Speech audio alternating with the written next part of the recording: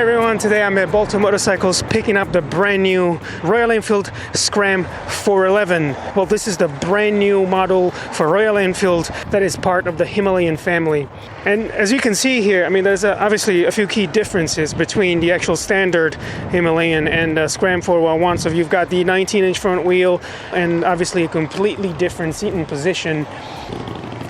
As you can see here, I mean, it is very different, but as you might have guessed it, I'm going to have this bike for a couple of weeks to give you not only my first impressions review of the bike, but a in-depth review as well. So stay tuned by subscribing to the channel and hit the bell icon so you don't miss out on the next episodes. But now, before we take it out on the road, let's get started with a little sound check, shall we?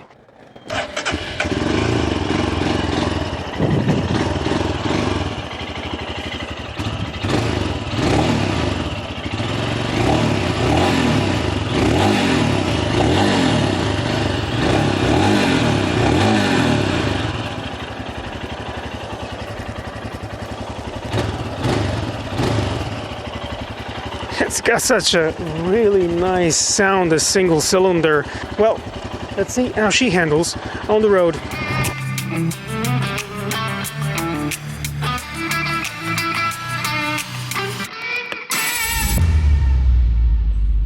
Right, so I just got back, but you know what? I got changed and I'm going out again, guys, because this bike is so much fun. Obviously, it is my first day on it.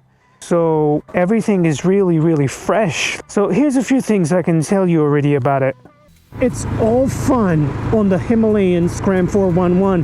It's got a bit of vibe to it as well. Like, it actually wants you to ride it in a specific way compared to the standard model. It's got a little bit more pep in the step as well. Given that it weighs a little less, it feels just easier to handle thanks to the 19-inch front wheel. Although, yeah, it is the same engine. The single cylinder is okay for most roads here in town and outside and some A roads and stuff.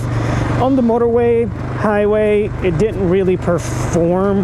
The engine isn't really capable of keeping up with, you know, motorway speeds, but you can do it. And I was surprised with the wind protection, actually, because it was pretty decent, you know, given that it doesn't even have a little screen.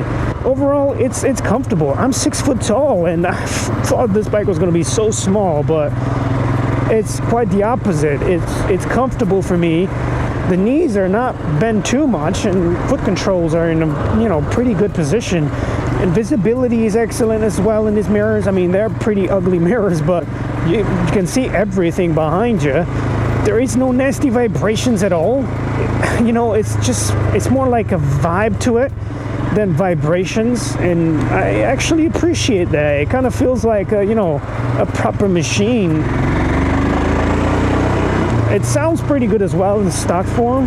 Other than that, quality-wise, I feel like they've done a really good job here. Everything feels like the 650 twins from Royal Enfield in terms of like the quality of the buttons and the controls and all that kind of stuff. And then what else have I noticed? I've noticed that the brakes are pretty spongy, and you have to really squeeze the brakes to make it to come to a stop.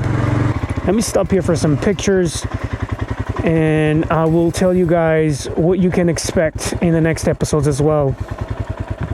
See if I can put it in neutral. By the way, this model doesn't really say that I put it in neutral, nor does it say what gear position I'm in, which is really weird. I think there's some kind of fault with it. I mean, it is a demo bike, so that's to be expected anyways. But here she is. I mean, you know what? I'm really impressed with it so far. As I said, it's so much fun to ride, and it's quality, you can tell you, it's pretty good quality, man, for the money. I mean, look at this. They haven't really done a great job here, have they? So far, I mean, my first impression so far is that it's really comfortable.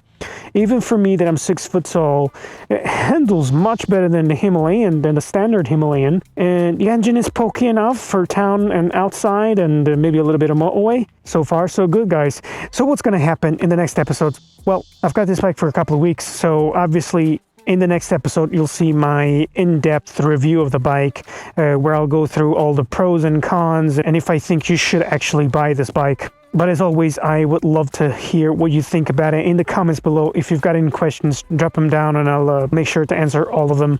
But that's it from me, guys, on this one. Again, if you're new here and you want to see more videos like this, subscribe to the channel, hit the bell icon, and I'll catch you on the next one.